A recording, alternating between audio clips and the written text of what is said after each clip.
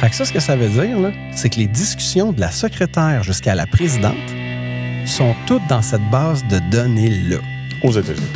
Qui sont sur un serveur de Microsoft. Mais là, ils vont dire, non, mais c'est hébergé au Canada. C'est hébergé au Canada. C'est sur nos serveurs ici, notre souveraineté.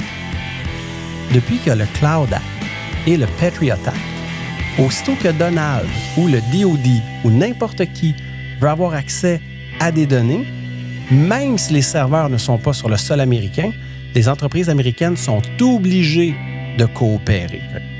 Sont obligées. Le Fonds de solidarité FTQ est fier de présenter Les Dérangeants. Que vous souhaitiez devenir les premiers, les meilleurs ou les plus grands sur le marché, on prête main forte à des entreprises aux 4 coins du Québec. Au fond, on fait plus qu'investir. On s'investit dans vos projets. Visitez le fonds ftq.com/entreprise. Le podcast de la nouvelle génération d'entrepreneurs au Québec. Les Dérangeants. Les Dérangeants! Bonjour à tous, bienvenue à cet épisode des Dérangeants. Étienne Crevier à l'animation qui vous souhaite la bienvenue pour un épisode masterclass sur l'intelligence artificielle. Aujourd'hui, on vient vraiment démystifier qu'est-ce que 2026 nous réserve comme nouvelle, comme bonne pratique. Puis on part de la base vraiment, on vient juste déconstruire et en fait expliquer comment l'IA vient transformer la vie des entrepreneurs et des professionnels. Vous nous connaissez, après 8 saisons, Les Dérangeants, c'est le podcast de la nouvelle génération des entrepreneurs au Québec, fièrement présenté par le Fonds de solidarité FTQ. J'aurais pu avoir avec moi une Elisabeth Abatiello, Marie-Josée Richer, un Philippe Lamarre, Fernel Fleurant, mais j'ai notre technologue en résidence, notre entrepreneur vraiment d'expérience dans le sujet et qui n'a pas la langue dans sa poche, Dominique Gagnon. Je sais pas de quoi tu parles. J'ai très bien la langue dans ma poche, c'est juste qu'elle est dénouée assez souvent. Je suis pas content d'être là pour recevoir un invité extraordinaire qu'on a eu la chance déjà de voir et de venir de parler de ce sujet-là, hein, que tout le monde parle définitivement, l'IA, mais d'essayer d'en parler aussi d'une façon différente parce que très, très souvent, on en parle, mais on comprend pas trop. Ça veut dire quoi? Mais je te lancerais la question, c'est quoi que la place de l'IA dans ton quotidien aujourd'hui? C'est massif. La réalité, c'est que je considère qu'une des grandes qualités des entrepreneurs, c'est la paresse. Ça, c'est déjà dérangeant de dire ça, hein, parce que souvent, on dit non, les entrepreneurs, ça veut travailler 80 heures. Moi, les plus grands entrepreneurs que j'ai vus comme moi sont paresseux. Quand je dis paresseux, c'est pas que je travaille pas beaucoup, c'est que, un, je déteste faire 2 fois la même tâche, et que 2, si je suis capable de faire le travail par quelqu'un d'autre que moi, pourquoi je ne le ferais pas si je suis capable de tirer de la valeur? Ce qui fait qu'aujourd'hui, j'ai créé, un peu comme notre invité, plusieurs agents qui travaillent pour moi. Mes courriels sont évidemment classés par une intelligence artificielle. Quand j'écris aujourd'hui ou que je fais des conférences, je vais être appuyé par l'intelligence artificielle. Donc, ça fait partie, pour moi, de manière omniprésente et pas juste dans ma vie professionnelle, dans ma vie personnelle. Parce que quoi de mieux que de prendre une photo de ton frigo pour te faire une bonne vieille recette puis réussir à éviter du gaspillage alimentaire. L'IA est présent de manière... Mais tu dis, en fait, c'est ça, les cerveaux des entrepreneurs aiment ça régler des problèmes. Puis là, on a un nouvel outil. Puis l'objectif de l'épisode d'aujourd'hui, en fait, c'est vraiment, on va prompter devant vous. On va vous montrer comment on l'utilise, l'intelligence artificielle. Parce que, en fait, c'est pas juste une technologie émergente, l'IA, là. C'est vraiment rendu l'électricité qui fait tourner le moteur de nos entreprises. Mais c'est une électricité qui est capricieuse parce que ça peut à la fois, ultimement, éclairer le chemin, mais ça peut brûler la maison si le prompting n'est pas bien fait. Donc, l'angle aujourd'hui, c'est avant tout anthropologique et opérationnel. On va vraiment parler de la taille des... On va pas parler de la taille des paramètres parce que tout le monde s'en fout de tout ça. On va vraiment parler de la taille des problèmes que l'intelligence artificielle s'attaque, puis en fait, les problèmes qu'ils peuvent résoudre, mais aussi créer. Parce que pour l'entrepreneur d'aujourd'hui, en fait, le défi a muté. C'est plus comment est-ce que je vais utiliser l'intelligence artificielle, c'est en fait comment survivre dans un écosystème qui est saturé par l'intelligence artificielle, où est-ce qu'on se fait toujours pousser un nouvel outil, un nouveau logiciel pour faire des appels d'offres, pour aller automatiser des agents, le service à la clientèle. Comment s'y retrouver dans une panoplie d'outils, lesquels sont vraiment bons? Parce que, ultimement, si on utilise des 15 $ par mois, à un moment donné, ça s'accumule. Donc, il faut choisir. Donc, au menu aujourd'hui, on va savoir si la photo d'un candidat est un fake, pourquoi Gemini et Copilot sont en train de transformer votre bureau en maison de fou, mais surtout comment répondre à vos courriels sans avoir l'air d'un sociopathe algorithmique. Mais surtout, pour nous aider aux dérangeants, n'oubliez pas de vous abonner parce que c'est ça qui nous permet de créer du bon contenu pour aider les entrepreneurs. On vient briser l'isolement et on crée des masterclass comme aujourd'hui. Donc, Dominique, tu l'as mentionné, en fait, c'est notre invité aujourd'hui n'est pas un simple invité, c'est un expert dérangeant. Il est sur notre site web. web. Il nous accompagne. C'est pas sa première apparition au balado. C'est David Proulx, l'entrepreneur technologique et CEO de Bullseye AI, Chief AI Officer chez HoloMD, une start-up américaine en santé mentale qui a été reconnue top 20 mondial au Twilio AI Startup Searchlight. Donc, il y avait 750 startups jugées par des leaders de OpenAI, Anderson Horowitz, de Twilio. Et il a été lauréat du prix Mental Health Tech Innovator of the Year 2025. Il a 20 ans d'expérience derrière la cravate. Il a fondé WeMarketing, Social.mom. Il a été diplômé du HEC, mais c'est surtout un expert AI à Cube Radio Télé et aussi avec tous les entrepreneurs terrain. Il s'y connaît, il fait ça, il en mange, il en bouffe. Il a tout essayé et il vient nous aider vraiment à comprendre ces problèmes complexes-là et surtout comment créer des solutions concrètes. David Proulx, bonjour. Bonjour, merci de me recevoir. Écoute, c'est la première fois qu'on t'a en studio devant nous. Je suis sorti du bois pour vous. C'est vrai. T'es tellement généreux. Je commencerai la première question. Comment ta vie a changé dans les 3 dernières années, toi qui es un expert AI depuis 20 ans? Bien, expert AI depuis 20 ans. Je suis en technologie depuis 20 ans. Je te dirais que ça fait peut-être 6 ans que je fais de l'AI. Le ChatGPT Moment 3.5 que tout le monde a vu l'AI, c'est il y a 3 ans, depuis quelques jours au moment de l'enregistrement. Je peux te parler de la première fois que j'ai interagi avec ChatGPT 3.5. Parce que, tu sais, le machine learning, c'est compliqué, c'est long, il faut labeler le data, c'est beaucoup, beaucoup de travail.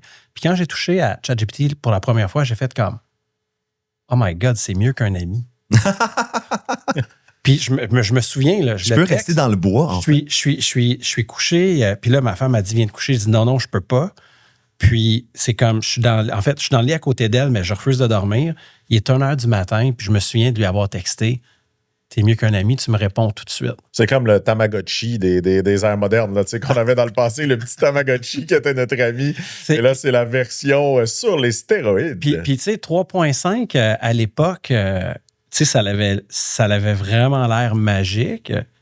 5.1, là, c'est pourri. Là. En fait, je sais que je peux vous partager. Mais avant de tomber vraiment dans le détail des modèles, je serais curieux de savoir, c'est quoi ta définition pour toi de l'intelligence artificielle? Parce que c'est un peu galvaudé, puis ça tire dans tous les sens. Okay.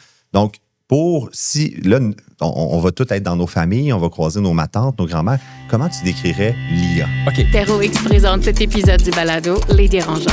En tant qu'accélérateur de start-up technologiques, on vous aide à propulser vos innovations et à vous connecter avec des acteurs clés du milieu des affaires. TerraX accélère votre croissance. On peut séparer l'IA en 3 grandes familles. Les puristes vont être fâchés, là, mais nous, les puristes sont tout le temps fâchés. Donc, on peut dire qu'il y a la partie machine learning, puis il y a la partie IA générative, qui sont les 2 plus grands groupes. Je parlerai du 3e tantôt. La partie machine learning, le Québec adore ça, puis nos gouvernements adorent subventionner ça right? Dans le tapis. C'est ça. Donc, c'est le reinforcement learning, c'est l'idée que... Puis on a formé un paquet de PhD dans ce domaine-là, puis là, il faut faire de quoi avec ce monde-là. Mais le machine learning, si je ne me trompe pas, ça fait 20 ans que ça existe. Là. C'est pas nouveau. Ce qui arrive, c'est que ça s'est constamment amélioré, puis le machine learning a donné naissance aux transformers, puis les transformers qui ont été inventés à Toronto, c'est là que tout a changé. Okay. C'est là où, avec un papier scientifique qui s'appelle « Attention is all you need », c'est vraiment là qu'on a fait comme « Oh my God, là, on a quelque chose ». Parce qu'avant l'AI, là, j'ai un de mes amis, il avait voulu faire sa maîtrise, son PhD en AI, là, comme 15 ans, puis il s'était fait convaincre de ne pas le faire parce qu'il s'était fait dire « C'est l'équivalent de l'homéopathie, mais pour l'informatique ». En d'autres mots, une espèce d'affaire ésotérique, ça marche-tu, ça marche-tu pas, c'est quoi les études, y a-tu du potentiel? Un peu comme le quantique, tu sais, dans ces années-là, tu parlais du quantique, ça avait l'air d'un truc que philosophiquement parlant, où elle ressemblait plus à Star Wars et à Star Trek que quelque chose qui allait arriver dans la vraie vie. Effectivement. Mais quand il y a eu les Transformers, c'est là que Ilya, puis Musk, puis Altman, en fait, c'est là que Musk et Altman ont fait comme... OK, il faut faire quelque chose. Puis avec tout ce que Google est en train de faire, puis là, ils ont été chercher l'IA, puis là, ça l'a donné OpenAI aujourd'hui. Fait que le machine learning, grosso modo, là, quand une business, sauf si de four, là, qui vont te dire, c'est 1 million faire ton modèle, puis qu'on va entraîner ça avec tes propres données, ça, c'est du machine learning, OK? Parce que tu vas devoir labeler tes données, puis tu vas vouloir faire des cycles d'entraînement. Je pense que tu avais passé à peu près à travers ce principe. J'ai malheureusement passé à travers ce principe-là, donc investi plus d'1 million de dollars, un petit peu plus. Avec Connect Go? Avec Connect Go, développer notre propre algorithme de prédiction de l'achalandage pour faire des prix dynamiques. La réalité, c'est qu'aujourd'hui, tout ça est à la poubelle et on utilise des modèles déjà existants, donc principalement basés sur Snowflake. C'est là que ça bouge vite, en fait. Puis je serais curieux, tu parles des OpenAI, tu parles des Microsoft, Elon Musk. C'est qui ça, OpenAI? OK. Bon, on va revenir. Je veux juste bouncer là-dessus vite, puis je vais répondre à c'est qui OpenAI, OK?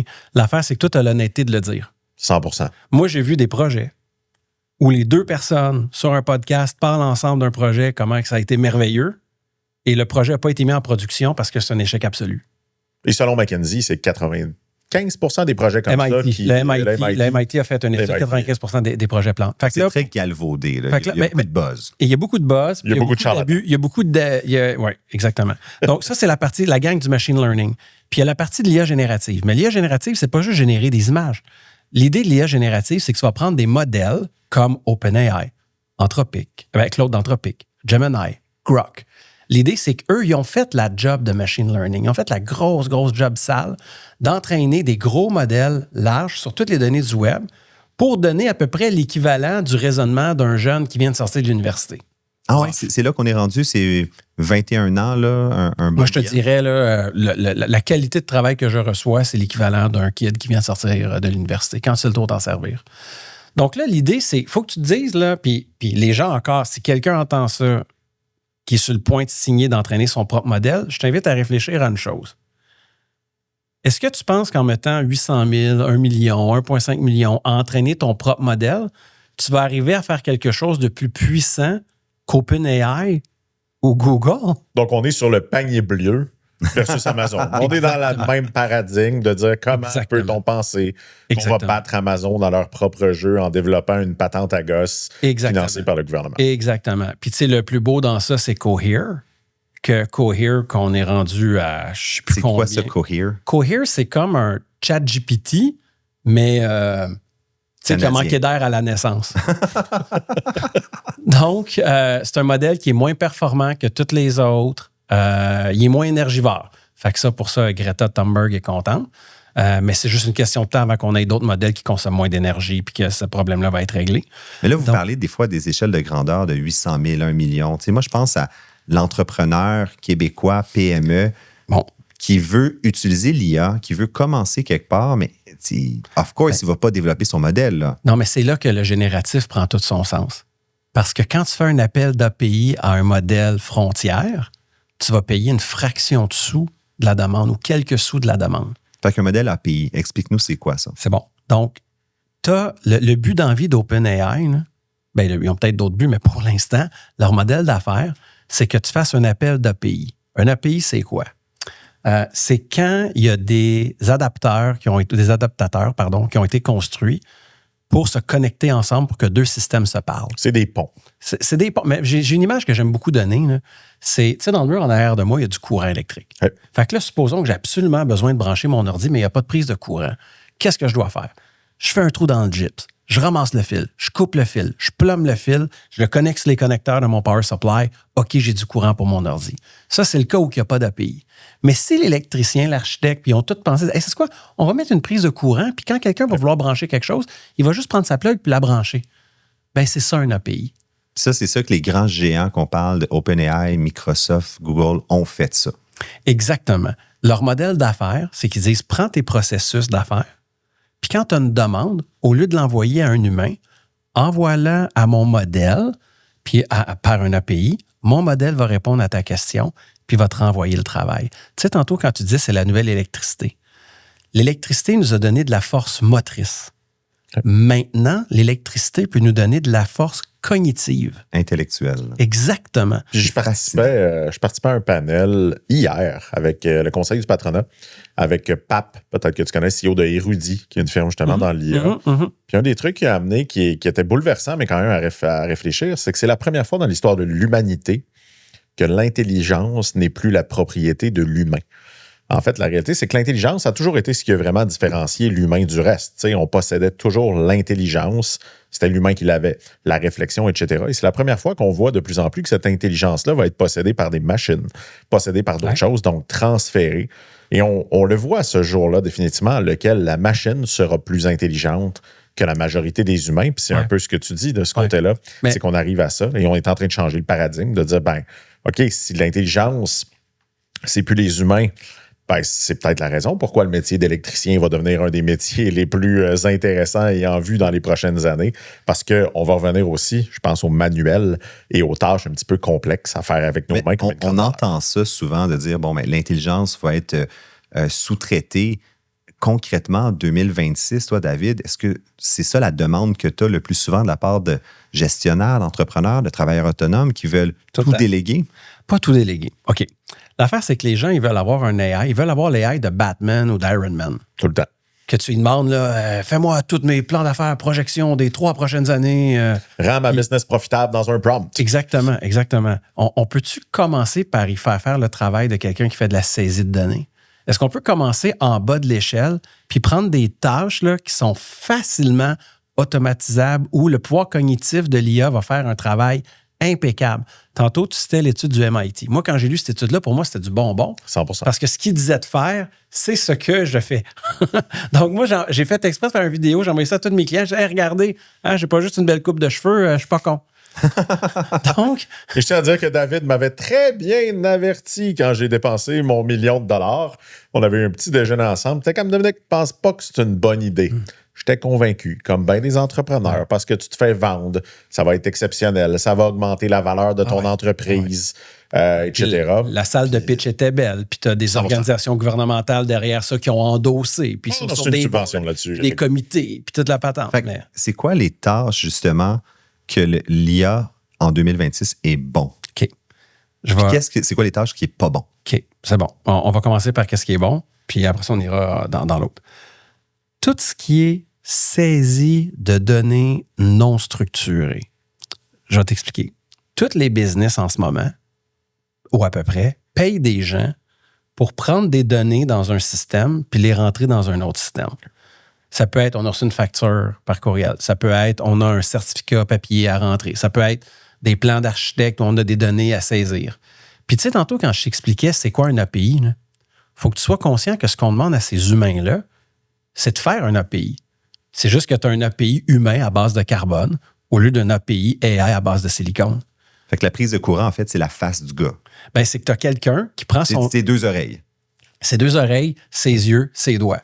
Donc, il va regarder de l'information non structurée, fait un bon de réception de certificat de conformité. Pense au port de Montréal, Étienne. Le port de Montréal, c'est un excellent exemple, je pense, là, ce qu'ils appellent les manifestes. Là. Ils en reçoivent des centaines, des milliers. Et il y avait, de ce que j'ai entendu, parce que c'est un exemple qu'on a entendu hier dans la conférence, 45 personnes, que leur tâche, c'était simple. Ils recevaient un manifeste, ils l'imprimaient. Ils prenaient ce qu'ils avaient imprimé, ils le retapaient dans un système, puis à la fin, ils allaient recycler la feuille de papier. Puis ils allaient rechercher une nouvelle feuille de papier. Ils retournaient, ils rentraient. Ça, c'est un excellent exemple de tâches répétitives à très peu de valeur ajoutée. J'ai entendu aussi beaucoup la prise de rendez-vous médicaux, par exemple, qui est c'est très standard, mais c'est toujours fait par l'humain. Mais juste pour continuer sur cet exemple-là, pour que vous compreniez bien le principe, c'est que tes manifestes, ils n'ont pas toujours la même structure. Exactement. Tes certificats de conformité que tu reçois, ils n'ont pas toujours la même structure. Parfois, la date est dans un format anglophone versus le format francophone, etc. Donc, avant, si tu voulais informatiser ça, il fallait que tu demandes un format standardisé que l'ordi était capable de processer. Puis s'il y avait des exceptions, tu te faisais un script pour les différents scénarios, puis tu devais penser à tout. À la fin de la journée, il y avait tellement de scénarios que ce n'était pas automatisable. Maintenant, avec l'IA générative, tu es capable de prendre des données, il va comprendre le document comme un humain. Donc, je vais donner un exemple concret que j'ai fait. Une entreprise qui fait des trosses en bois, structure RBR, il y avait 15 ans d'archives de plans d'architecte sur un serveur, puis on dit on va être capable d'extraire telle information, mettre ça dans une base de données. Fait que j'ai fait un agent qui lit le document, qui comprend l'information, puis qui fout ça dans la base de données. Ça l'aurait pris à un humain 2 ans et demi à faire. Quand on a pesé sur play, ça l'a pris 4 jours, puis il y avait toutes les données de rentrée. C'est fascinant. Donc, c'est là le bout où, tu sais, tu parles de prise de rendez-vous. Si tu décides de te faire un agent téléphonique, puis ça, j'en lance un bientôt, que ben, c'est ta réceptionniste. Oui, bonjour, qu'est-ce que je peux faire pour vous? Puis, ouais, j'aimerais ça prendre un rendez-vous. Puis, par la voix, là. Puis, on sait que la personne, quand elle appelle, c'est pas tout le monde qui va commencer à dire toujours la même chose. Ils vont pas structurer leur phrase exactement de la même manière. C'est qu'aujourd'hui, l'IA est capable de comprendre le contexte puis de structurer de l'information qui n'est pas structurée. Puis qu'est-ce que l'IA... En fait, c'est quoi la plus grande erreur que tu dirais que les gens font avec l'IA qu'ils ne comprennent pas? L'IA, ils vont refuser d'expliquer à l'IA aussi bien qu'ils expliqueraient à un humain. Ils sont impatients avec l'IA, finalement. Exactement. Donc, quand l'IA t'a pas donné ce que tu voulais, relis ton prompt ou demande à quelqu'un d'autre de relire une instruction. Imagine que c'était une instruction que tu avais donnée à un humain. Puis là, après ça, ben là, j'ai pas donné le contexte, j'ai pas expliqué c'était quoi, j'ai pas dit de quelle manière je voulais avoir mon résultat. Tu sais, on sait c'est quoi déléguer. Là. On est tous des boss, on a tous travaillé avec des humains. Ouais. Puis si tu veux quelque chose d'une certaine manière, il faut que tu le dises correctement. Fait que ça, c'est la première erreur que tout le monde fait. C'est ton stagiaire de 21 ans qui vient de commencer. Exactement. C'est sa première journée. Puis parle-lui comme si c'était sa première journée. Si tu ne lui donnes pas un délai, c'est un bon exemple. Si tu dis à ton stagiaire, j'ai une tâche à accomplir, tu lui as pas dit que tu la voulais dans 1 heure. Tu vas peut-être la recevoir en fin de journée. Tu n'auras pas le contexte de ce côté-là. Si tu lui dis, j'ai besoin que ce soit en anglais ou en français, ben, s'il ne sait pas, il va le faire dans la langue de son choix. Ce ne sera peut-être pas la bonne langue. Le contexte est extrêmement important. Puis je pense que c'est effectivement, moi, l'erreur que je vois le plus, c'est que les gens vont dire « fais-moi ça ». Puis là, ils pensent que ça va être parfait. Et moi, ce que je vois énormément de gens aussi, c'est que ça ne marche pas l'IA. J'ai demandé ça, il m'a donné une mauvaise affaire, moi, j'ai fermé ça. Tu sais, j'ai arrêté à ce moment-là. Et un des trucs qui m'a même le plus surpris chez Connect & Go, les gens les plus réfractaires à utiliser l'IA chez nous, les développeurs logiciels. Ouais. Les derniers. Pourquoi? Parce qu'ils disent, moi, je l'ai essayé une fois, le code n'était pas propre, j'ai passé à d'autres choses, je vais le faire moi-même, mais souvent, même chose. C'est le contexte de dire, si tu demandes à l'IA de coder pour toi puis que tu lui donnes pas du bon contexte, c'est quoi que tu cherches à accomplir? C'est dans quel langage que tu veux le faire? C'est comment tu veux le faire? Puis, les résultats vont être médiocres. Puis un deuxième conseil, c'est quand tu n'es pas content du résultat, dis-lui puis explique pourquoi. Parce que tu accepterais de le faire avec un humain. Pourquoi tu ne le fais pas avec un IA? J'ai entendu aussi beaucoup le commentaire, l'IA n'est pas un humain. C'est-à-dire que l'IA va halluciner des fois, comme un humain ne le ferait pas. L'humain hallucine, Étienne. Je suis désolé. Beaucoup d'humains hallucinent. Et ça, c'est le problème, c'est qu'on... Mais qu'est-ce que ça veut dire halluciner pour une intelligence artificielle? Ben, pour une intelligence artificielle, halluciner, c'est qu'il dit n'importe quoi. Il a inventé un fait, il a inventé quelque chose. Il a fait une erreur. Ben, il ne sait pas. Tu sais, dans le monde dans lequel on vit, tu sais, quand quelqu'un va te donner un fait, tu vas douter est-ce que le fait est vrai ou pas de ce qu'on m'a dit. Donc, parce que c'est une machine, on refuserait d'avoir ce niveau de scepticisme. Donc, moi, vraiment, le plus beau conseil que je peux donner aux gens, là, sans tomber dans l'anthropomorphie, là, traite-le comme une personne. Parle-lui comme une personne, donne du rétroaction comme une personne et traite les réponses comme tu traiterais les réponses d'un jeune de 21 ans. Ceux qui disent on va faire un chatbot, puis on va mettre nos clients là-dessus, puis ils vont pouvoir faire des commandes avec ça. T'accepterais-tu qu'un jeune qui vient de sortir de l'université fasse ça? Est-ce que tu accepterais d'envoyer sans reviser un courriel à un client important? Venant de ton stagiaire, par exemple. Dans ton stagiaire que tu n'aurais pas revisé? Impensable. Puis s'il ferait une erreur, tu ne pourrais pas lui dire « je te vire parce que tu as fait une erreur ». Tu dirais « j'ai délégué la tâche à mon stagiaire » sans le réviser à ce moment-là. Puis quand on fait un agent, là, la bonne pratique, c'est que tu as le principe de human in the loop, on the loop, out of the loop. Fait que dans le fond, ton human in the loop, supposons que tu fais un truc pour recevoir des certificats de conformité puis extraire l'information. Fait que ton human in the loop, ça va être je regarde qu'est-ce que l'IA a extrait, qu'est-ce qu'il s'apprête à envoyer dans SAP. Est-ce que je suis d'accord ou pas? Oui, send. Fait que là, l'humain est dans la boucle. On the loop, c'est que tu laisses faire son travail, tu as tes logs à côté, tu regardes tes logs une fois par semaine, tu dis OK, ou par jour, peu importe ce que tu veux.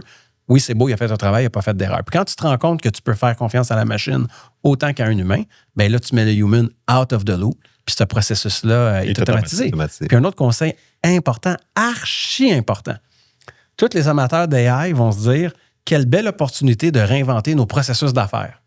C'est le conseil que l'étude du MIT dit de ne pas faire. Exactement. Parce que tu as déjà à gérer le changement de l'IA, mais tu n'as pas un changement de processus par-dessus.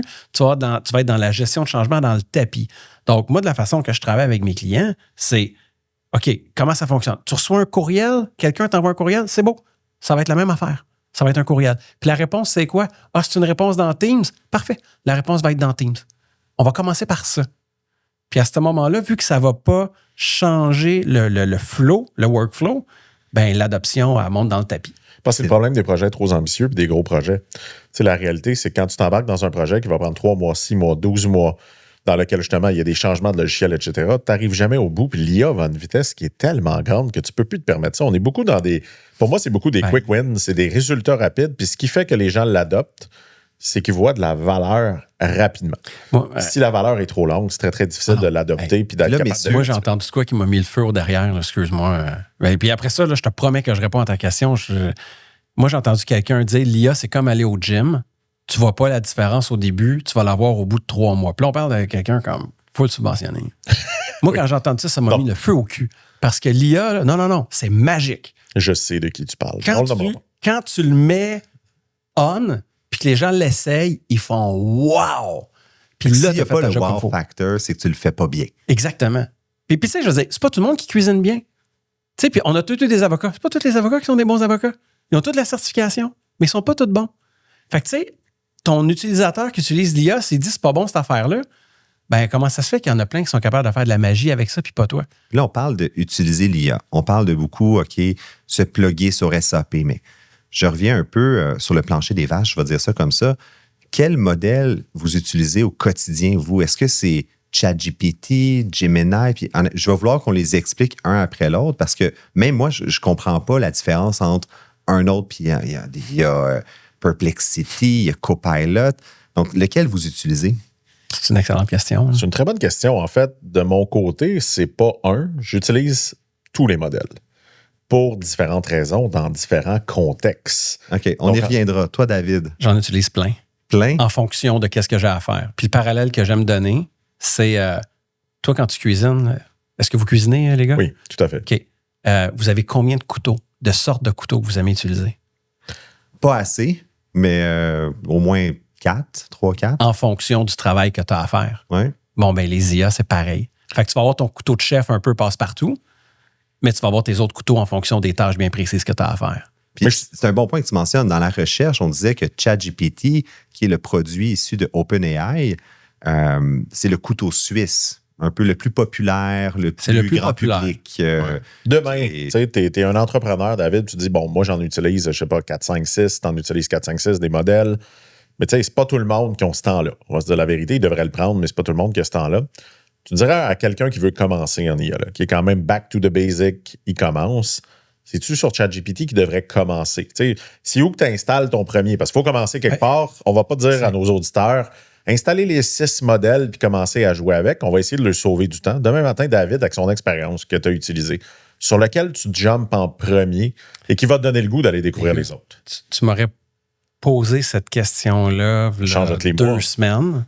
Elle aurait été différente. Puis là, ça me fait mal à dire, mais c'est vrai, c'est Gemini. Gemini, qui est le produit de Google, si je ne me trompe pas. Exactement. Qui ont repris une avance extraordinaire. Écoute, j'ai fait un meme que j'ai posté cette semaine. Je vais vous le montrer, puis je l'enverrai qu'on puisse le montrer à tout le monde. J'ai mis comment ChatGPT 3.5, le feeling que ça donnait, et le feeling que 5.1 a. Qui a été une grande déception. Hein. Ah, puis dans les 2 cas, en passant, c'est le visage de Sam Altman. Donc, pour les gens qui nous écoutent à l'audio uniquement, c'est Sam Altman à 3.5 qui est sur un culturiste sur un corps de super-homme. Et 5.1, c'est Sam Altman qui a manqué d'air à la naissance. Finalement. Et plus. De la bave de chaque côté. Et plus, définitivement. Donc aujourd'hui, tu dirais Gemini, définitivement. Si tu en prends juste un, c'est Gemini. Mais il y a plein de faiblesses. Parce que OpenAI est encore mieux pour certaines choses. Puis pour tout ce qui est recherche, c'est Perplexity. Genre, no question asked. On y reviendra. C'est qui OpenAI? Je veux juste qu'on comprenne les géants qui sont derrière toutes ces technologies-là. Parce que là, on mentionne plein de compagnies. On va les prendre une par une. Ouais. Donc, ChatGPT, était le premier avec son modèle 3.5 fondé par Sam Altman et plusieurs autres, dont Elon Musk qui était là au début. Ouais. C'est quoi ce OpenAI aujourd'hui? Ça a commencé avec une discussion qui avait eu, une discussion super famous now, où il y avait Elon Musk avec Sergey Brin ou Larry Page, je ne sais plus c'est lequel des deux. Google. Puis de Google. Puis pour eux, c'est dans les groupes d'AI, on les appelle les zélotes. C'est ceux qui croient que le plus important, c'est l'intelligence. Puis si l'intelligence devient purement machine et que les machines qu'on crée vont dans l'espace conquérir d'autres planètes, c'est correct. Parce que le plus important, c'est l'intelligence et l'humain n'aura été qu'une chaîne dans le déploiement de l'intelligence. Puis là, Musk entend ça, puis il fait comme, ben non, là, moi, je suis dans le team, je suis dans l'équipe des humains. Là. Puis il s'est fait traiter de speciesiste. Donc, tu sais, tu peux être raciste, mais tu peux être un espéciste. Oh, wow. Donc, pour eux, cette gang-là, de dire, hein, tu veux vraiment que les humains soient les porteurs de l'intelligence? Arc! Puis là, il a vu que Google, dans ce temps-là, 95% des gens qui travaillaient en intelligence artificielle étaient chez Google. Puis là, il a dit, ça n'a aucun sens. Il faut que l'IA va être tellement importante, il faut que l'IA soit démocratisée puis qu'elle puisse être accessible à tous. Et c'est là qu'avec Sam Altman, ils ont créé ça comme un organisme de bienfaisance ou au sans but lucratif, je ne sais pas lequel des deux. Puis, ils ont été chercher Ilia, qui était comme un jeune prodigue de l'IA qui a été formé à Toronto. Donc, ils sont partis avec ça. Puis là, ils ont démarré ça, une équipe en or. Et puis là, il y a eu plein de choses dégueu qui est arrivées au cours des années. Moi, je dis toujours, OpenAI, c'est comme le téléroman Santa Barbara, sauf que les gars, ils n'ont pas de six-pack. Donc... t'as le frère jumeau qui était disparu, qui revient. Ah ouais, ben t'as la sœur de Sam qui a sorti pour dire qu'elle avait été abusée sexuellement par de la famille, puis des affaires de même. Puis il y a beaucoup de drames, beaucoup de mélodrames, beaucoup de drames, des démissions, des gens qui ont quitté. Puis il y a eu une mutinerie à un moment donné où la CTO et Ilya, qui était comme le Chief Scientist Officer, je pense, sont exacts, ils ont essayé de mettre Altman dehors. Puis Altman étant un spécialiste de l'ingénierie sociale, de tout ce qu'il a connu dans Silicon Valley avec Facebook et tout le reste, a organisé une monopolisation. Il a vraiment comme organisé un mouvement à l'interne où, pendant un week-end, tous les employés devaient, comment je peux dire ça, plier le genou ou plutôt faire un serment d'allégeance. Fait qu'il fallait que tout le monde tweet « OpenAI is nothing without its people ». Puis là, si tu disais ça, tu disais « je suis dans l'équipe à Sam ». Si tu disais pas ça, tu étais dans l'équipe à Ilia et de la CTO, dont Moretti. Exactement. Donc, ce qui est arrivé, Microsoft, qui était prête comme à prendre le relais et à gérer ça, ou tu voyais ça, puis là, tu voyais tous les employés. Et ce qui est très drôle, l'ironie dans tout ça, c'est qu'OpenAI s'est rendu une compagnie totalement fermée. Et OpenAI is nothing without its people. Sur les 13 fondateurs, il en reste 3. Puis c'est rendu profit, business, ce qui était vraiment pas l'essence définitivement au départ. Il y a même une rumeur, aucune idée c'est vrai, puis après on retombera un peu, comme tu dis, sur le plancher des vaches, mais une rumeur que dans le manifeste, en fait, d'OpenAI, au tout départ, il disait que si un jour l'intelligence artificielle commençait à tellement avancer qu'elle pourrait être dangereuse pour l'humanité, ils devraient tout supprimer. Oui. Et il y a un moment où il semblerait que c'est arrivé, ce moment-là où ils ont dit « Wow, ça va trop vite, c'est dangereux ». Il aurait dû, à ce moment-là, selon le manifeste, ou l'idée de base d'OpenAI, arrêter. Et évidemment, une fois que tu es rendu dans Formule 1, que le véhicule il commence à aller, puis tu as un potentiel, tu n'as plus envie d'arrêter, il y a eu des changements à ce moment-là. Combien de revenus, ce OpenAI, aujourd'hui? Combien d'utilisateurs? C'est pas disclosé, mais selon Sam, c'est plus de 20 milliards. Wow! Mais ça, c'est pas connu. Mais ça, je sais pas. Et 800 millions d'utilisateurs, je crois, à travers le monde. Oui, and counting, ça continue d'augmenter. Donc, mais on peut parler beaucoup de ça, mais moi, j'aime parler du stock pragmatique pour nos entrepreneurs aussi, là, parce que je sais que vous voulez. C'est quoi les bons côtés, les moins bons côtés de ChatGPT? C'est quoi les pièges à éviter? Tu utilises ChatGPT pourquoi? Moi, tu utilises Gemini pourquoi? Tu utilises rapidement. Trois cas que tu dis, allez là-dessus. Donc, mon cas d'usage, là, Perplexity, c'est celui que j'utilise le plus pour toutes les recherches. Parce que je lui fais confiance. Ça appartient à qui, Perplexity? J'en ai un petit morceau de rien. C'est en bourse, c'est public. C'est pas public. C'est pas public, non. Je l'ai eu par des secondary que j'ai passé par Israël, puis après ça, les Caïmans. Ça a été compliqué. Mais j'ai mon papier. Donc, c'est un paquet d'investisseurs qui sont derrière ça. Bezos est derrière ça. Puis, C'est une compagnie privée. C'est une compagnie privée pour l'instant. Puis, ça a été les premiers à faire la chaîne de pensée. Puis, de la façon que ça fonctionne, quand tu fais une recherche, il va constamment aller sur le web. C'est des anciens d'OpenAI, je crois, qui ont parti. C'est tous des anciens d'OpenAI partout. Tout le temps. Ben, c'est ancien DeepMind, puis ensuite ancien d'OpenAI. Mais juste expliquer Perplexity, la réflexion pour que les gens comprennent et qu'ils puissent faire confiance comme moi je fais confiance, c'est que dans son mécanisme, avant de te donner une réponse, il va aller en ligne comme un moteur de recherche. Il va lire une 50aine de pages, puis il va te condenser une réponse qu'il va te donner. Versus prendre une source, il va t'en prendre 50. Et tu as toujours accès aux sources qu'il a utilisées pour te donner la réponse. Parce qu'il ne faut pas oublier qu'un mensonge répété 1000 fois devient une vérité. Donc là, après ça, tu regardes les sources. Si tu fais confiance aux sources, tu peux prendre ta réponse et tu es content avec ça. Et le modèle vocal de Perplexity est hallucinant. Pourquoi tu utiliserais un modèle vocal? Dans quel cas de figure? Je suis dans l'auto. Moi, j'aime beaucoup marcher dans la forêt. Donc, je ne suis pas devant mon ordi. Je n'ai pas le goût de taper. Puis là, je me questionne sur un sujet. Puis je me mets à parler avec Perplexity. Hey, peux-tu aller voir telle affaire qui s'est passée? Ou hey, il vient d'avoir telle annonce. Peux-tu me donner des détails? Mais essayons-le. Tu veux sortir puis demande à Perplexity, c'est quoi le balado Les Dérangeants? Donc, si j'ai Perplexity, qui est l'application, j'ai l'application de Perplexity, il y a également leur furteur Comet qui est excellent. Donc, je vais lui poser une question. Je suis intéressé d'en savoir plus sur le podcast Les Dérangeants. Peux-tu m'expliquer c'est quoi ce podcast-là?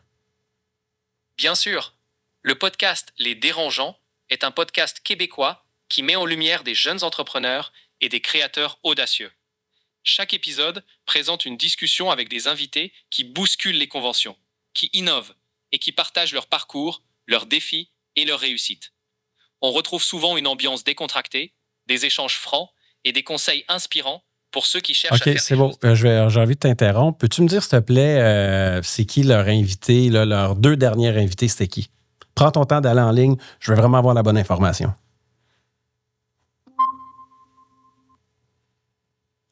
Alors, voici les 2 derniers invités du podcast Les Dérangeants. Le plus récent invité est Chris Arsenault, une figure majeure du capital de risque, qui a redéfini la philanthropie, reçu par Dominique et Étienne. Et juste avant lui, l'invité précédent était François Caron de Trica, qui a partagé son parcours entrepreneurial et l'importance d'investir dans la jeunesse. Honnêtement, il n'est pas très loin, parce que Chris Arsenault, c'est il y a 2 semaines. François Caron, c'était cet été, donc c'est un petit peu plus loin. Mais c'est un excellent exemple pour moi. Je trouve ça fascinant parce que la description qu'il en a faite, c'est très, très, très proche de ce qu'on a sur notre site web. Puis, il y a des petites hallucinations, mais vraiment pas loin. Là. Mais tu sais, c'est l'équivalent de demander à un jeune qui sort de l'école. Oui, exact. Donc, est-ce que lui, ce qu'il aurait fait, c'est qu'il aurait demandé les podcasts récents sur Google. Google ressort quelque chose en fonction du nombre de views puis d'engagement qu'il juge comme étant le plus pertinent. Il sélectionne les dernières dates parce qu'il n'a pas eu le jugement de dire « je vais aller sur la chaîne YouTube, cliquer sur vidéo, aller voir les derniers ». Puis un des trucs que David a fait qui est assez important, c'est d'accepter d'interrompre l'IA. Ben Parfois, il donne une mauvaise réponse, dire « Attends une minute, tu n'as pas compris ce que j'ai dit, je te redonne plus de contexte, je te coach. » On revient encore une fois. Le jeune qui sort d'HEC, qui sort de l'université, tu as besoin parfois de lui dire « Attends une minute, c'est pas vraiment ça que je voulais dire. » Puis souvent, c'est nous le problème. Tu sais, la réalité, il faut être capable d'aller le pousser un petit peu plus loin. Puis moi, ce que j'aime de montrer qu'on peut l'interrompre, c'est que j'ai pas cassé sa chaîne de pensée puis il s'est pas mis à bugger. Là. Non, vraiment pas. Je l'interromps puis là, je l'emmène ailleurs. Fait que ça, pour la recherche, Perplexity, toi, c'est ton go-to. C'est celui que tu vas vraiment pour débroussailler, tu veux comprendre un concept, tu veux plus d'informations. Création de contenu, tu utilises le cas. Création de contenu, c'est rendu... Post LinkedIn, post Facebook. Okay. C'est rendu un mélange de Gemini puis d'OpenAI. Puis je vais vous expliquer pourquoi. Oui, ChatGPT. Parce qu'avec ChatGPT, tu peux faire des GPT. Puis les GPT, il y a très peu de gens qui connaissent ça, puis les consultants n'en parlent pas parce qu'il n'y a pas d'argent à faire avec ça. OK. C'est pas compliqué, il n'y a pas d'argent à faire avec ça. Mais ça l'amène à un niveau d'autonomie hallucinant. Qu'est-ce qu'un GPT? Donc, un GPT, c'est que tu vas avoir programmé à l'avance un paquet de commandes de quelque chose que tu veux faire. Tu sais, tantôt, avant l'enregistrement, là, vous m'avez entendu parler un peu avec mon modèle. J'avais pris mon transcript de mon dernier podcast Dialogue, petit D-I-A log. Si vous trouvez que c'est une bonne idée, c'est pas la mienne, c'est l'AI. Donc, je prends mon transcript, puis mon GPT est programmé que dès que je donne mon transcript, il faut qu'il me sorte 8 titres. Puis là, je peux dialoguer avec lui jusqu'à temps que je suis content de mon titre. Quand j'ai trouvé mon titre, il sait qu'il faut qu'il me sorte 3 petits mots pour le thumbnail. Après ça, il sait qu'il faut qu'il me fasse ma description LinkedIn. Après ça, mon infolette. Ça, c'est tout automatique. C'est un après l'autre. Tu n'as pas besoin de le réécrire. Mais human in the loop.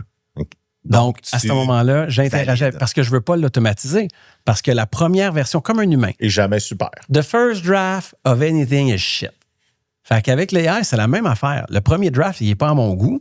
Puis là, je disais plus comme ci, plus comme ça. Là, je me mets dans la peau d'un entrepreneur. Tu parles de ton transcript. Donc, ça veut dire que tu as pris un fichier audio, tu l'as mis dans quelque chose qui t'a donné le fichier texte. Bien, moi, mon podcast, je l'enregistre avec Descript. Descript, c'est un logiciel qui permet de faire du montage vidéo de la même manière qu'on édite un document texte. Wow! Donc, aussitôt que l'enregistrement est terminé, j'ai le transcript du podcast au grand complet avec les intervenants qui ont parlé. Puis parce qu'ils reconnaissent les voix. Parce que des fois, l'accent, c'est proche. L'accent n'est pas un problème. Parfois, au niveau de la transcription mot à mot en français, malheureusement, il n'est pas parfaitement sur la coche, mais c'est en masse potable pour pouvoir faire le montage. Donc, un 80 facile. Facile. La note. Facile. Puis, il y a un outil que moi, j'ai...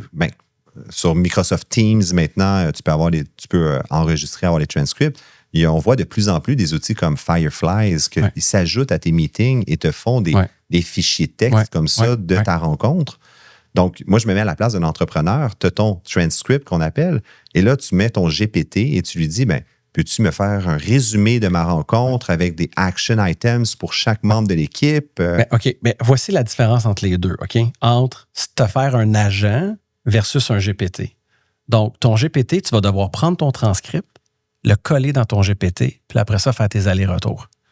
Mais puis là, tu as ton human in the loop. Si tu veux, avec Fireflies, avoir l'humain out of the loop ou on the loop, tu peux, parce que moi, je suis un gros utilisateur de Fireflies. C'est un meeting avec moi, Fireflies est là. Même en personne, je vais prendre mon application Fireflies, je vais la mettre sur la table. Évidemment, je demande un consentement, puis je tape le meeting. C'est vraiment rendu ma deuxième mémoire. Mais avec Fireflies, tu es capable d'automatiser avec l'API. Tu peux le connecter avec ton système de gestion de projet. Ah ouais? Donc, si, exemple, on dit... Un Monday, un Jira. Exactement. Donc, tu sais, tantôt, on va parler de souveraineté numérique. Là. Je vais essayer de convaincre Dominique de travailler avec moi là-dessus. Là. Déjà, oui. Il y a un sujet intéressant. N'oublions pas de parler de souveraineté numérique. Mais supposons qu'on travaille ensemble et que l'on dit, OK, toi, tu as à faire ça, moi, j'ai à faire ça. Bien là, dans Asana, il va y avoir des tâches d'assignées à lui puis des tâches d'assignées à moi qui se sont faites toutes seules. Donc, ça, c'est merveilleux. Puis moi, souvent... j'ai interagi avec un client, puis OK, c'est quoi qu'on a dit au meeting? Je m'étais engagé sur quoi déjà? Ou c'est quoi le prix? Ou whatever. Puis tu t'en vas là-dessus, puis tu poses parce que tu peux chatter avec le meeting. Puis tu as des outils, tu sais, encore une fois, je reviens à des outils généralistes versus des spécialistes. Fireflies, pour moi, tu es dans du généraliste spécialiste.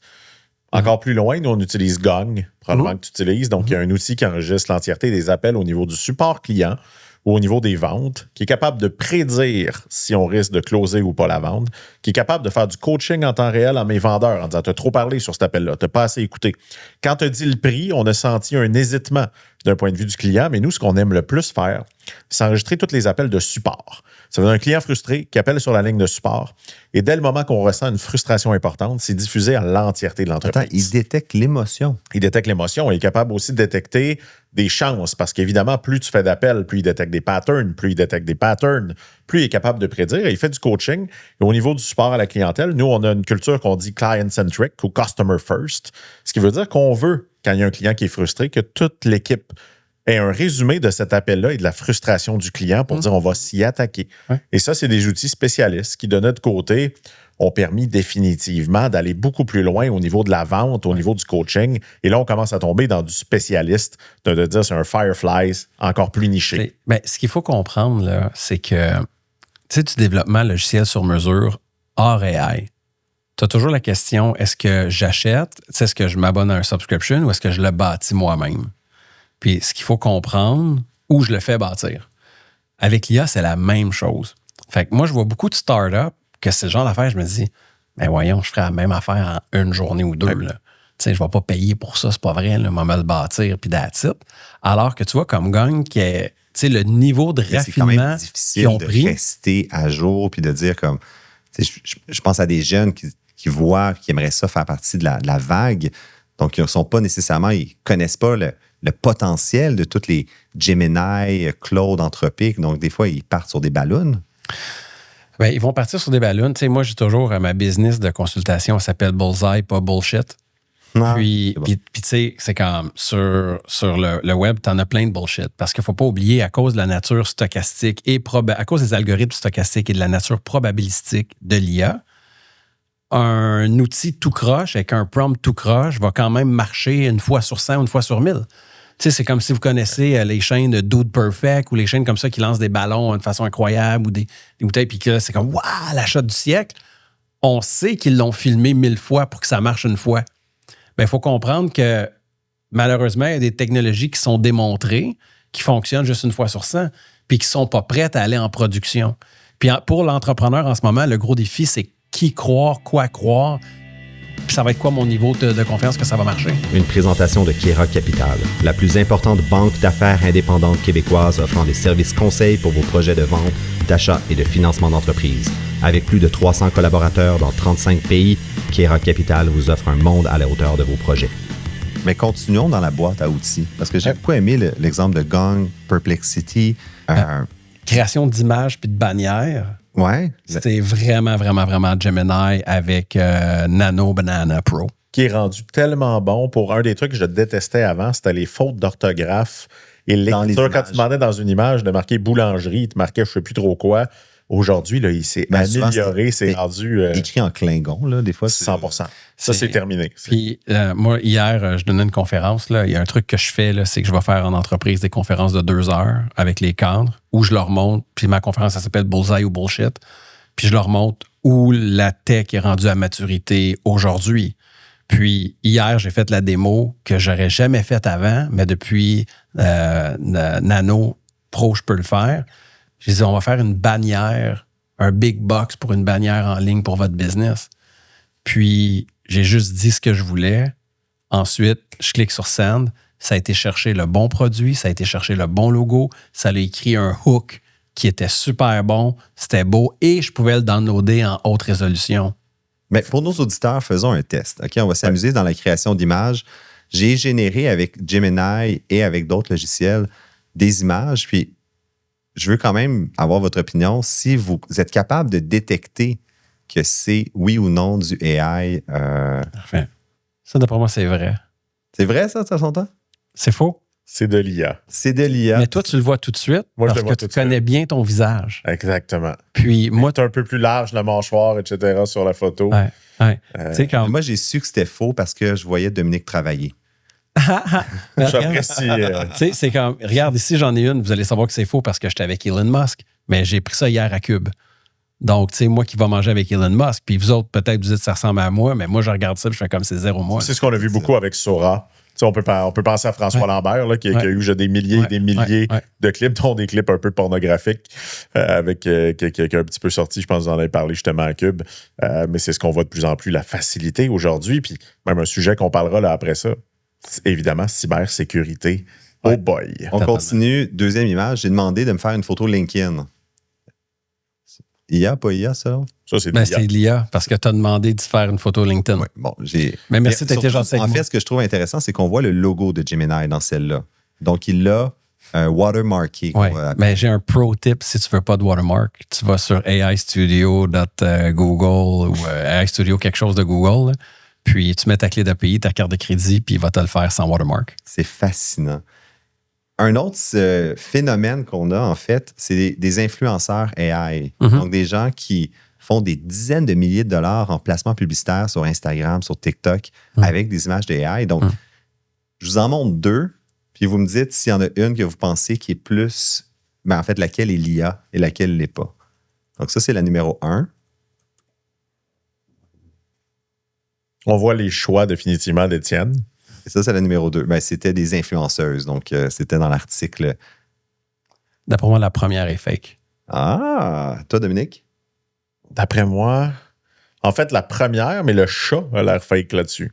Ouais, les deux sont fake. Moi, j'adore, j'écoute avec mes enfants. Non, en fait, la première est fake et la deuxième ne l'est pas.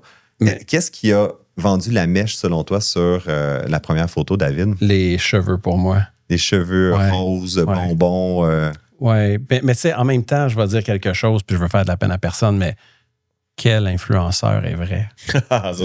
On lancerait un nouveau débat sur ce sujet-là, mais définitivement, tu sais, ça revient, moi, j'écoute sur Netflix avec les enfants, c'est des gâteaux, là, tu sais, ils font des trompe-l'œil de gâteaux, c'est tellement difficile à dire, puis c'est là où on dit que ça devient le réalisme, puis tu sais, on va y en arriver, puis moi, j'ai entendu quelque chose dernièrement qui était quand même assez choquant.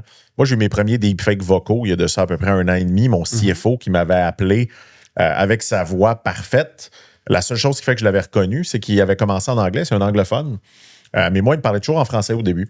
Et il a commencé en anglais, c'est comme ça que j'ai trouvé ça là. J'ai vu que c'était un numéro bloqué, mais on était vraiment là, dans une voix parfaite, reproduite à ce moment-là. Mais là, on entend parler de cas sur lesquels tu te connectes sur Teams et tu as ton président, tu as ton CFO, tu as une autre personne. Les 3 sont des deepfakes, sont des gens qui sont faux, puis ils font un faux meeting avec toi pour y aller. C'est un cas qui s'appelle le cas de Arupt. Exactement. Que c'est 25 millions en fraude, exactement comme ça que c'est passé. Et c'est Gartner qui prédit que ça va être 25 milliards en 2026 de fraude par le deepfake. Vas-y, David. J'ai de quoi vous montrer, tu sais, comme cette photo-là, d'après vous, vrai, pas vrai? Là? Cette photo-là, je dirais vrai. Je dirais vrai, c'est pour ça que je vais dire pas vrai. Oui, c'est une technologie qui date de 2019. C'est un site Internet qui s'appelle This Person Is Not Real. Puis ils ont fait un truc qui s'appelle du GAN. Donc, c'est Generative Adversarial Network. Donc, grosso modo, c'est que tu as un modèle, puis là, tu peux faire refresh, puis il va toujours t'en donner des nouveaux. Là. Puis chaque visage que tu vas voir a été généré juste une fois, juste pour toi. OK? Puis dans le fond, l'idée du Adversarial Network, c'est que tu as un modèle que sa job, c'est de générer des images. Tu as un autre modèle que c'est de détecter que l'image est fausse. Puis là, les deux s'obstinent jusqu'à temps que plus capable de reconnaître. Puis c'est l'image qui t'est livrée.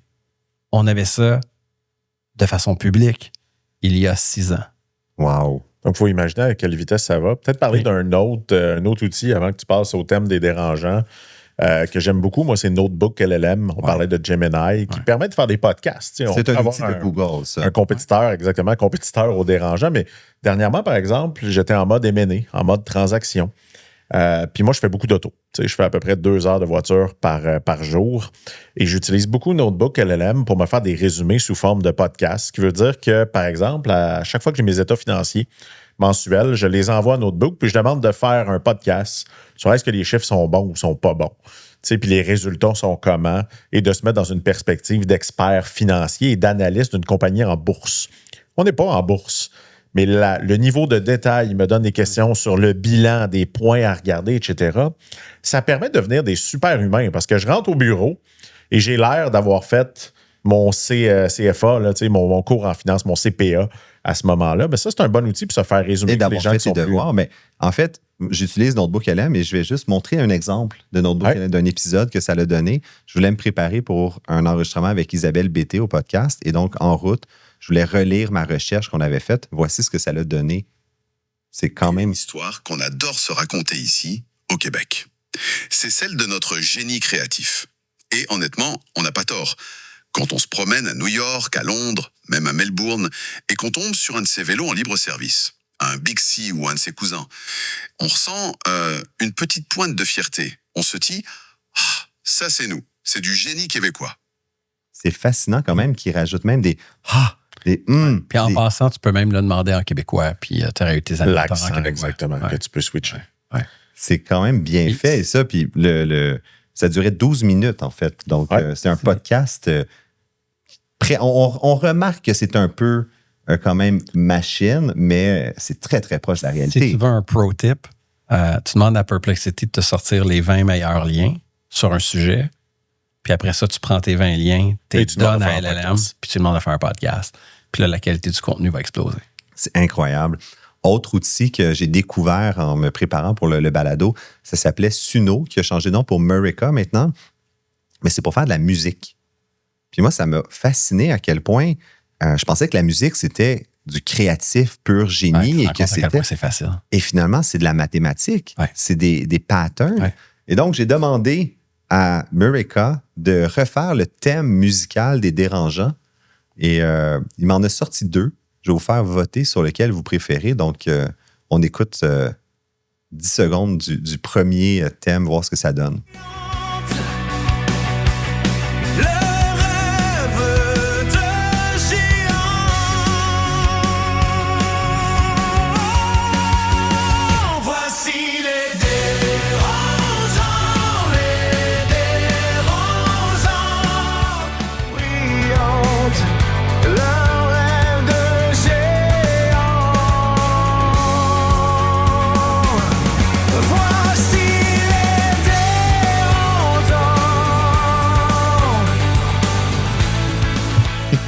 Moi, j'aurais aimé que tu améliores le prompt, définitivement. En toute transparence, j'ai demandé un thème pop rock. C'est pour un thème musical pour le balado de l'entrepreneuriat Les Dérangeants sous un thème pop rock. Et il a lui-même composé les paroles à partir de notre site web. Je peux te faire écouter le mien parce que mon podcast que j'ai lancé, ça fait 9 mois, j'ai fait mon jingle avec Suno. 100%, vas-y. 100%. C'est l'heure d'ouvrir grand les esprits dans ce jeu d'idées où tout s'allie. Les mots s'envolent en un tourbillon. Bienvenue sur Dialogue, attention. Tout devient clair quand les têtes s'allument dans un clash d'idées qui se rassemblent. On se sent à la radio, hein? Puis le sens des paroles, c'est vraiment, vraiment l'esprit de mon podcast. Parce que ce que j'ai fait, j'ai pas juste demandé de faire le thème, j'ai expliqué c'est quoi mon style, c'est quoi que je veux faire et tout. C'est ça la différence entre ton résultat et le résultat de David, Étienne. Tu sais, toi, tu l'as fait rapide, pop rock, un thème sur les dérangeants. C'est pas mauvais, mais c'est pas excellent. Il manquait d'intention. De contexte. On revient, contexte. Ça me fascine parce que, messieurs, expliquez-moi, pour 9 $ par mois, tous ces outils-là qu'on parle, je veux dire, à quel point est-ce qu'on est proche de la réalité et puis que finalement, on va s'effacer dans un monde artificiel? Moi, je vois pas ça comme ça. Moi, je vois que tout le monde peut devenir des créateurs, que tout le monde peut matérialiser une idée qu'ils ont. Autant un logiciel, autant une business, autant une chanson, bientôt autant un film. C'est comme quand il y a eu l'arrivée de la photo numérique, tu avais les photographes là, qui capotaient sur l'ancienne méthode avec les films, puis ceux qui sont en amour avec la technique, la méthodologie, sont extrêmement réfractaires à l'IA. Mais on s'entend qu'aujourd'hui, avec les appareils photo numériques, tout le monde prend plus de photos et tout le monde prend des plus belles photos. Mais les photographes qui tripaient sa technique, eux autres, ils sont fourrés. 100%. Puis on va revenir, je pense aussi, tu sais, pour moi, c'est des possibilités. Puis le gros problème, au Québec, on parle énormément des risques de l'IA. Moi, j'arrive des États-Unis, ils parlent que des opportunités. Ouais. Et ça, c'est ce qu'on a besoin au Québec. Avant-dernier pays de l'OCDE en termes de productivité. Si on ne profite pas de l'IA, on a tous peur de perdre nos emplois, mais la réalité, c'est qu'on manque d'employés et on n'a pas répondu à ce problème-là. Donc, je pense qu'on doit voir l'intelligence artificielle comme de l'opportunité. Inspirons nos auditeurs parce que c'est quoi la tâche, David, Dominique, que vous avez déléguée à l'IA et que tu reprendrais pour rien au monde, même sous la torture aujourd'hui? Écrire des courriels. Oui, prendre des notes. Écrire des courriels, écrire des courriels, comment tu fais écrire tes courriels? Est-ce que... moi, j'ai un autre, tu sais, dans le... Est-ce un autre pro tip qu'on peut avoir? J'ai un autre pro tip. Tu sais, le concours qu'on a gagné, là, qui avait des partners d'Anderson Horowitz puis d'OpenAI, dans les 20 business, il y en avait un autre qui était là. Puis ça la donne que c'est un de mes logiciels préférés. Puis c'est Whisperflow. Whisperflow. Donc, l'idée de Whisperflow, là, c'est que tu fais juste appuyer sur une touche clé que tu as choisie. Dans ton ordinateur. Dans ton ordinateur. Fait que là, moi, j'appuie sur FN. Étienne, Dominique, je veux prendre 2 secondes, vraiment vous remercier de l'entrevue qu'on a faite ensemble. C'était vraiment le fun, c'était cool. Puis, en fait, je trouve que je suis pas assez souvent sur votre podcast. Puis, j'espère que les auditeurs vont dire la même chose. Et là, c'est un beau petit courriel. Et je vais le lire pour nos auditeurs. Étienne et Dominique, je veux vraiment prendre 2 secondes vraiment pour remercier de l'entrevue qu'on a faite ensemble. C'était vraiment le fun, c'était cool. En fait, je trouve que je ne suis pas souvent sur votre podcast. J'espère que les auditeurs vont dire la même chose. Cordialement, David Proulx. C'est fait. Puis là, je l'ai pris mot à mot parce qu'on est entre entrepreneurs. Si je veux faire de quoi de clean, ce que je vais faire, je vais tout simplement aller dans OpenAI, puis je vais juste me prendre pour un nouveau chat ici, puis je vais aller en mode vocal. Puis, je vais juste dire, peux-tu écrire un courriel là, archi-poli, là, je le veux là, sur la coche, là, pour remercier Étienne et Dominique pour l'enregistrement là, du podcast Les Dérangeants. Fait que là, tu vois, au lieu de dicter exactement ce que je veux dire, vu que la tâche, je m'en fous, ben je dis, prends ça, j'ai pas donné plus de contexte, puis il va me rédiger quelque chose qui va être totalement potable. Mais est-ce que tu as quelque part rentré dans ChatGPT le ton? T'as-tu donné des exemples de tes courriels? Comment il fait pour te connaître dans ton style? OK, c'est que tu as 3 sortes de mémoire ou d'endroits dans OpenAI que tu peux influencer comment ChatGPT va répondre. Fait que dans tes settings, tu as une place que tu es capable d'y donner tes préférences puis de le tuner à ton goût. Ensuite, tu as les projets ou les GPT dans lesquels tu peux ajouter une autre couche. Puis il y a également la mémoire générale qu'il a sur toi. Que celle-là, tu as moins d'influence un peu, sauf d'effacer des choses qu'il a retenues sur toi. Donc, plus que tu utilises, puis ça, c'est la grosse faiblesse de Gemini par rapport à OpenAI, c'est qu'OpenAI, vu qu'il n'y avait plus de vrais chercheurs pour améliorer les modèles, ils ont tout mis sur les features de UX puis de UI. Donc, ça demeure quelque chose de beaucoup plus agréable à utiliser. Intuitif, ouais. Alors que Gemini, c'est comme l'équivalent de ChatGPT 3.5 il y a 3 ans en termes d'interface utilisateur. Donc, tu peux pas travailler par projet, tu peux pas mettre des documents, c'est encore compliqué. Là. Non. Mais il est puissant. Ah, il est puissant. Tu vois, mon fils, cette semaine, il a besoin de se faire expliquer quelque chose en maths. Puis, il dit, papa, OpenAI, ce qui m'explique, je comprends pas, ce qui n'était jamais arrivé. Je disais, essaye donc Gemini. Puis Gemini a fait une belle explication, c'était clair, il a fait un graphique. Parce que OpenAI, en ce moment, ils ne le disent pas, là, mais ils sont en train d'optimiser leurs coûts, puis ils sont en mode coupons les coûts. Parce que c'est une perte de 10 milliards l'année dernière que j'ai entendue. Puis là, il faut qu'il diminue. Puis regarde, juste à montrer, là, il ne m'a pas encore répondu. Ce qui est horrible. ChatGPT, c'est 5.1. Parce que le 4O m'aurait jamais fait ça. Une fois que tu as généré un texte dans ChatGPT, est-ce que vous avez des systèmes pour que ça soit automatiquement envoyé en courriel? Est-ce où on est encore Moi, j'utilise Fixer. C'est une question de Fixer. Superhuman, Fixer, qui sont 2 outils assez connus qui le font. Définitivement. Il y en a tellement. Tu sais, la réalité, c'est qu'on pourrait, je regarde le temps qui passe, là, on pourrait passer encore probablement 5 heures à parler des outils. Mais moi, ça revient un petit peu à la qualité numéro 1. Je pense qu'on devrait chercher chez nos employés, mais chez les entrepreneurs aujourd'hui, c'est la curiosité. C'est là-dessus qu'il faut miser aujourd'hui parce qu'aujourd'hui, on donne des exemples. Puis il va en avoir des nouveaux demain. Il faut être curieux, il faut aller essayer. Il faut demander à l'IA de nous donner des outils en fonction de nos problématiques, nos besoins. C'est comme ça qu'on va réussir vraiment à l'utiliser de plus en plus. J'ai-tu le droit de faire des shameless plugs? Tout à fait. Ouais, OK. Donc, tu sais, quand tu dis on pourrait le faire encore pendant 5 heures, tu sais, je viens de faire mon premier masterclass juste pour entrepreneurs, juste des CEO.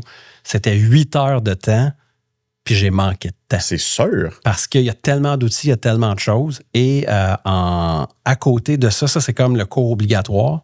Puis une fois que les gens ont fait cette journée-là avec moi, je me rends disponible 1 fois par mois pour des masterclass où les entrepreneurs sont là, puis ils posent toutes leurs questions.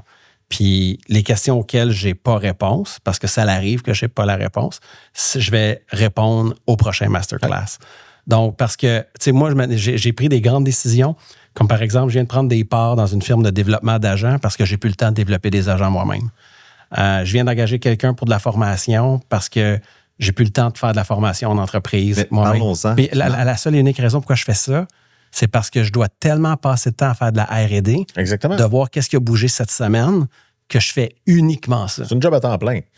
Puis malheureusement, on n'a pas tous ce temps-là. Puis peut-être pour terminer, parce que c'est un sujet que tu voulais définitivement qu'on débatte et qu'on discute.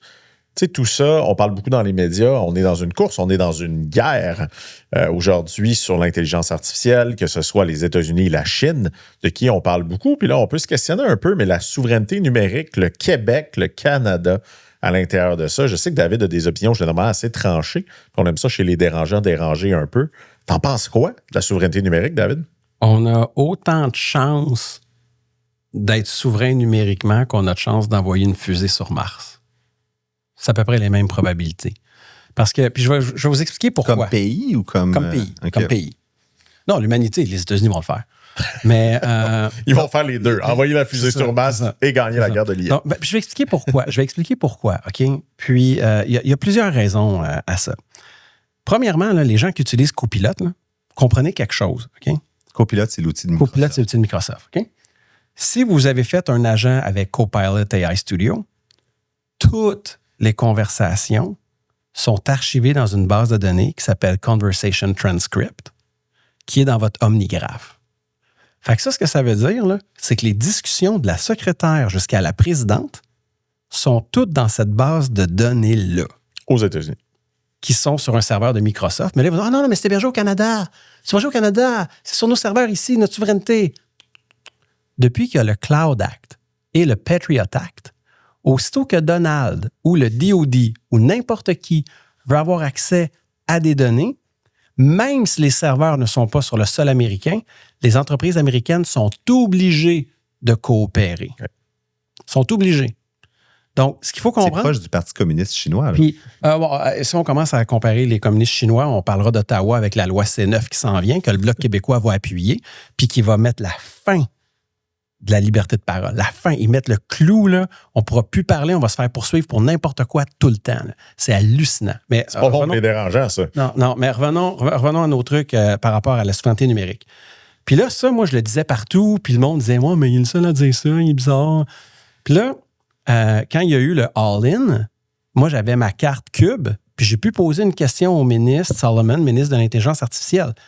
Puis là, j'ai dit, écoute, je suis tout pour faire partie d'Équipe Canada. Là. Puis si l'Équipe Canada, c'est un team de basket, là, je serais Dennis Rodman. Okay?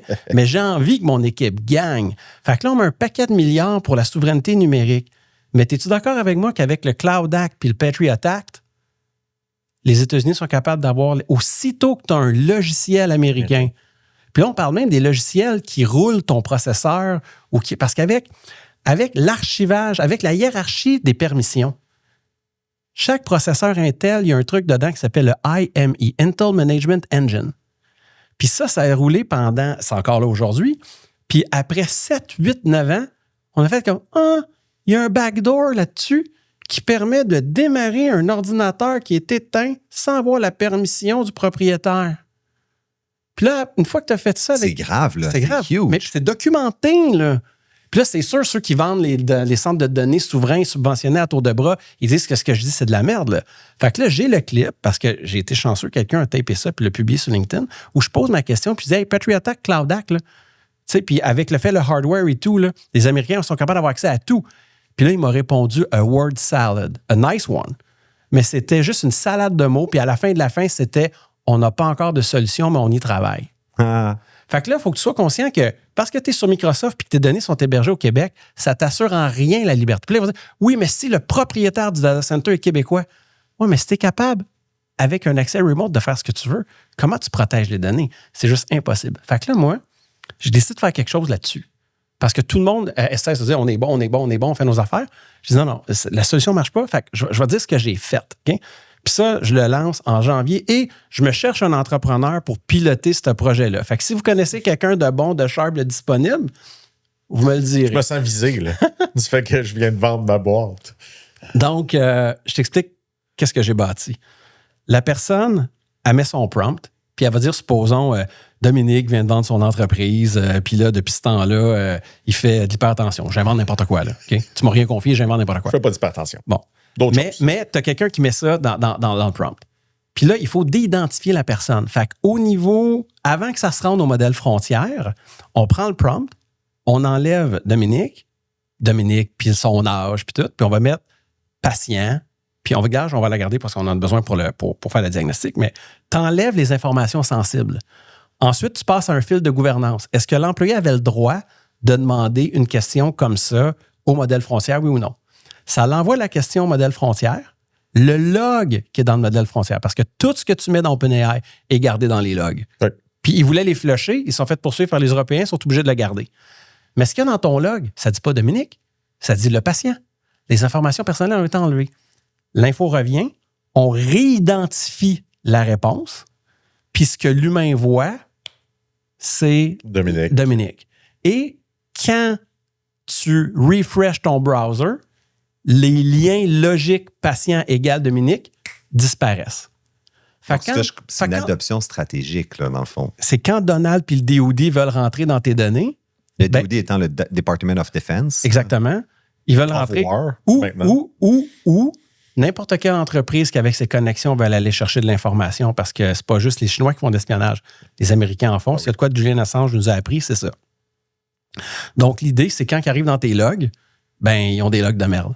Puis toi, tu es capable de garder tes logs pour t'assurer de la gouvernance. Puis on t'a fait un fil de gouvernance. Puis tu as ton dashboard de gouvernance.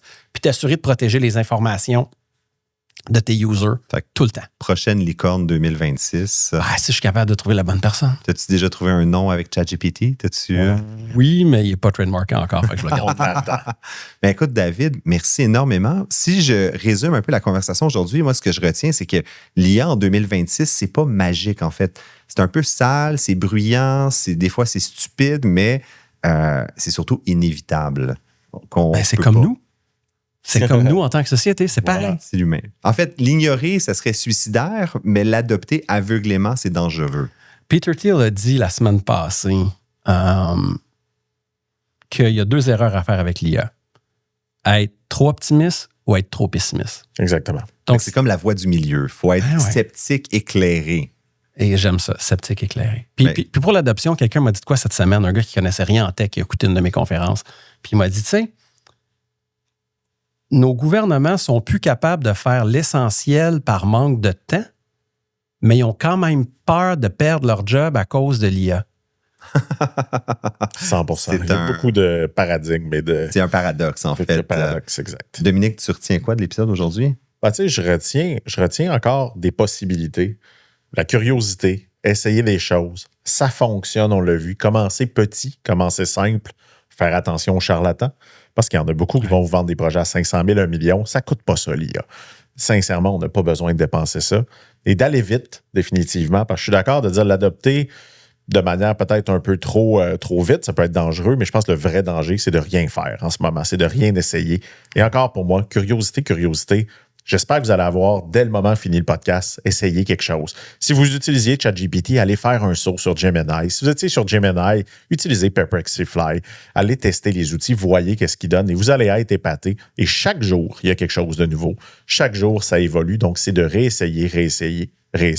Merci, David, pour tout ça. Merci. Envoyez-nous vos questions. Continuez d'interagir. Je pense que 2026 va être une année cruciale et on va faire d'autres épisodes avec toi, David, sur le sujet. On va tester, on va continuer la R&D. Allez sur le site web lesdérangeants.com pour avoir une foule de ressources pour vous aider dans vos entreprises. Abonnez-vous, que ce soit sur Google, Spotify, Apple Podcasts, YouTube. Ça nous aide, ça crée du contenu et ça nous encourage à continuer à faire ce beau balado qu'est Les Dérangeants. C'était Étienne Crevier qui vous remercie encore une fois d'avoir été là et vous dit à la semaine prochaine. Le podcast de la nouvelle génération d'entrepreneurs au Québec. Les Dérangeants. Les Dérangeants!